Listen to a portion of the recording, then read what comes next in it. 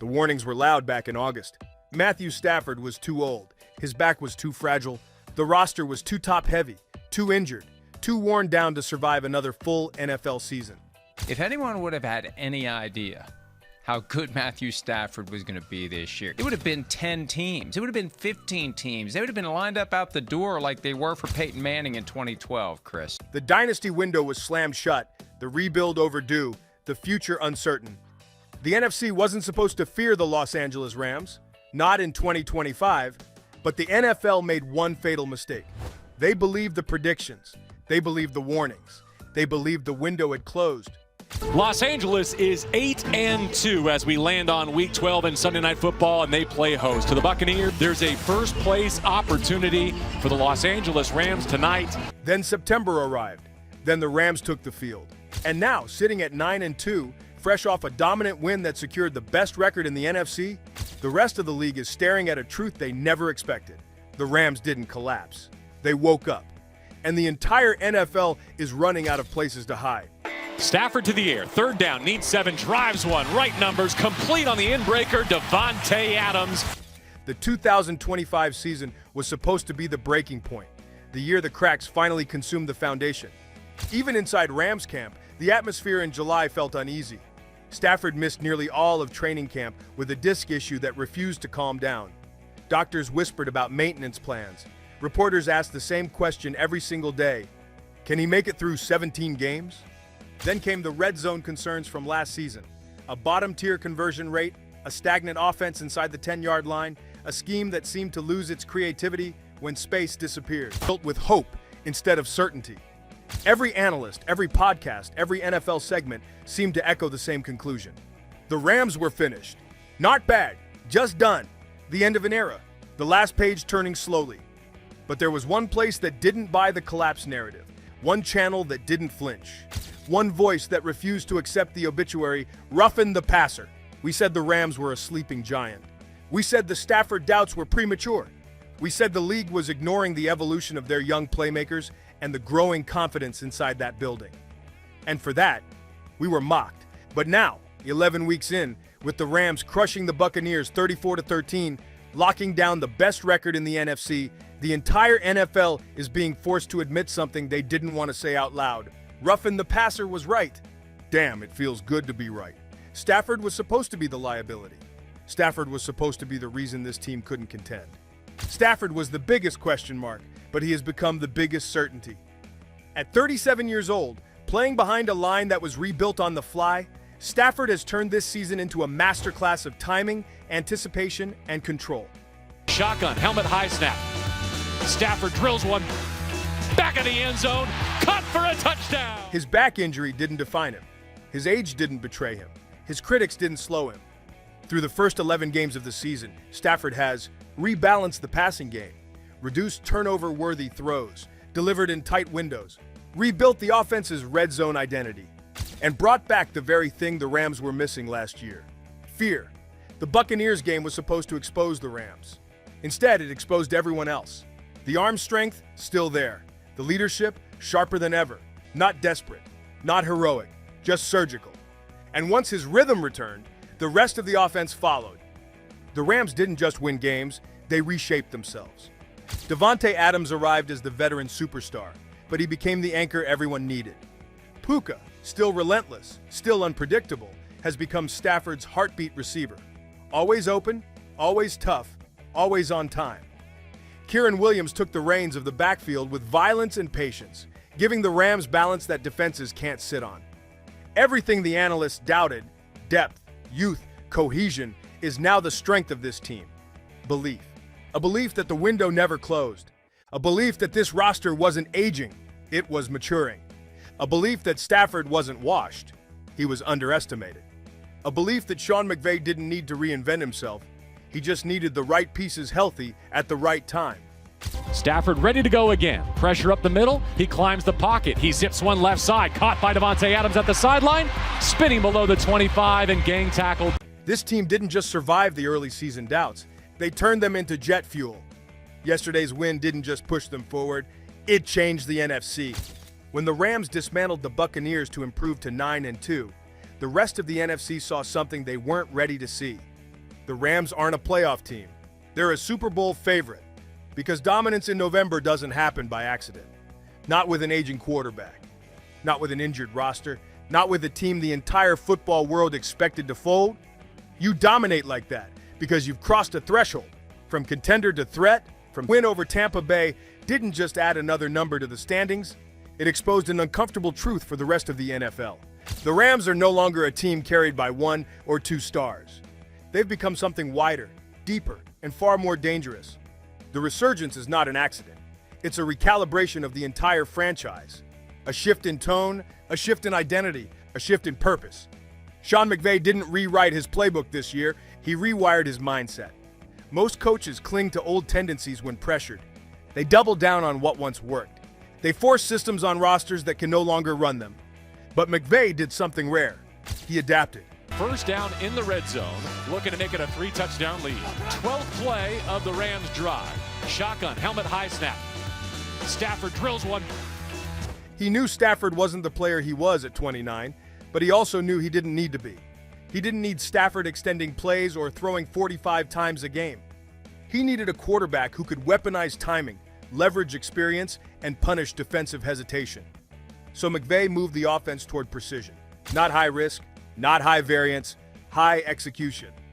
The answers post-snap, answers that Stafford could reach quickly, cleanly, and with veteran fluency.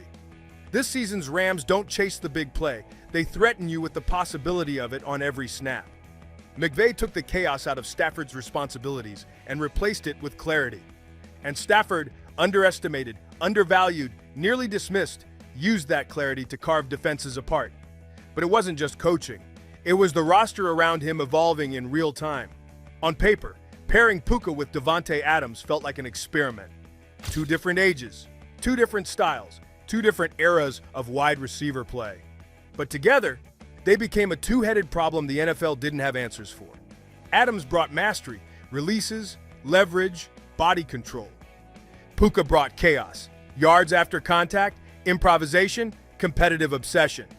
Defenses tried doubling Adams. Puka roasted the soft spots. Defenses shifted attention to Puka. Adams ran clinics in isolation. It forces defenders into a psychological crisis. Pick your poison and die slowly. Their combined presence opened the entire playbook. Stafford didn't have to gamble. He just had to choose the open man. Because there was always an open man. And behind them sits the man who's quietly becoming the soul of the offense. What Kieran Williams lacks in flash, he replaces with relentlessness. He hits holes with purpose. He finishes runs with anger. He can, not the headline star, but the quiet stabilizer who threads everything together. And when Williams isn't on the field, McVay's committee of backs still keeps the chains moving with discipline and violence. The Rams aren't dependent on one runner. They're dependent on a philosophy. Run enough, run smart, run when it hurts the most. While the offense continues its renaissance, the defense might be the Rams' most unsettling surprise. They were supposed to struggle. They were supposed to be thin. They were supposed to be the weakness that held the team back. Instead, they became disruptive. The pass rush grew sharper by the week, a rotation built not on star power, but on relentless effort. The linebackers, once considered the roster's softest spot, have turned into heat-seeking missiles in open space. And the secondary? It may be the most improved unit in the entire organization. The corners play tight, physical coverage without the panic that plagued them last year. The safeties anticipate better, rotate faster, and disguise coverages with veteran-level patience. What changed? They started believing in themselves. They started playing like a unit that knew it had something to prove and something to protect. Opponents entered the season expecting to bully the Rams defensively. Now, they're lucky to survive 4 quarters. This defense doesn't need to be the old Rams. They just need to be good enough to support the offense's efficiency. And right now, they're more than good enough. When you watch the Rams play now, you notice something rare: the silence. Not the quiet of an empty stadium, the quiet of a team in total control. No panic on the sideline, no arguing in the huddle, no fear of the moment, just execution, just belief, just a team that refuses to shrink in the spotlight. The Rams have turned doubt into discipline. They've turned criticism into concentration. They've turned danger into identity. And the rest of the NFL hears the shift. Because when a team with experience, weapons, and coaching starts playing with the urgency of a franchise, trying to prove the world wrong. That's when seasons change. That's when contenders turn into threats. That's when threats turn into favorites. The league can see it now. The narrative has flipped. The Rams aren't surviving this season. They're shaping it. And the road ahead? It's no longer a question of whether they can reach the playoffs. It's the far more unsettling question, can anyone stop them? There are moments in a season when the shift becomes undeniable, when the conversation changes, the tone sharpens, and the NFL's balance of power tilts in real time. For the Los Angeles Rams, that moment arrived yesterday. Their dismantling of the Tampa Bay Buccaneers wasn't just a win, it was a revelation, a confirmation, a message. The Rams didn't just look like the better team, they looked like the complete team, the one that's starting to separate itself from the middle pack, the fringe contenders, the pretenders living off reputation rather than results.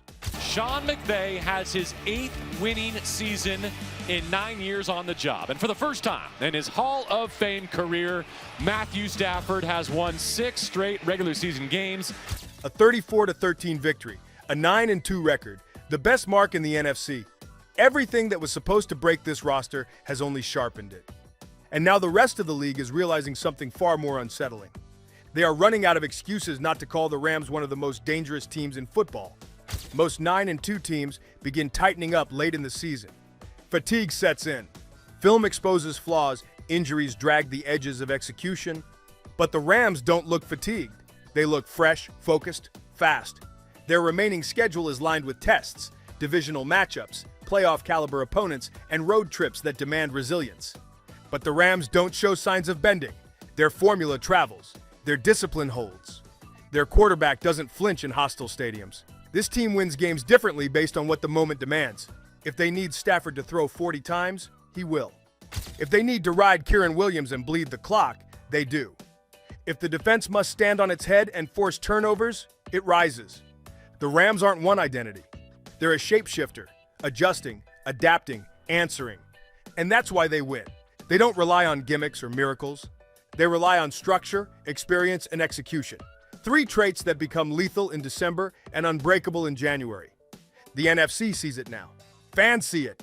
Analysts see it. Teams preparing to face them see it. This isn't just a winning streak. This is a takeover. Matthew Stafford's revival brought stability. Puka, once a novelty, is now a technician. Precise routes, violent after the catch, impossible to bring down cleanly. He turns 5-yard throws into 20-yard punches. Together, they've become the league's most unpredictable duo. Unpredictability that creates panic in defensive backfields and hesitation in coordinators. Add in Kyren Williams, grinding down fronts with his relentless finish, and the Rams have found a rhythm that allows Stafford to operate in full command without ever needing to be Superman. That's what scares defenses most. Stafford doesn't have to do too much. He just has to be Matthew Stafford. Sharp, experienced, and ruthlessly accurate. Now, it's discipline. This unit entered the season with questions at nearly every level, yet week after week, they have answered with toughness and organization. The pass rush isn't headlined by a superstar, but it's fading chaos in the timing of opposing offenses. The linebackers, once considered a weakness, now swarm with confidence, filling gaps, reading manipulation of the season. No flash and no fame, just suffocation. Tight coverage, efficient rotations, 0 wasted steps. This defense doesn't need turnovers to win, but when it gets them, games end early.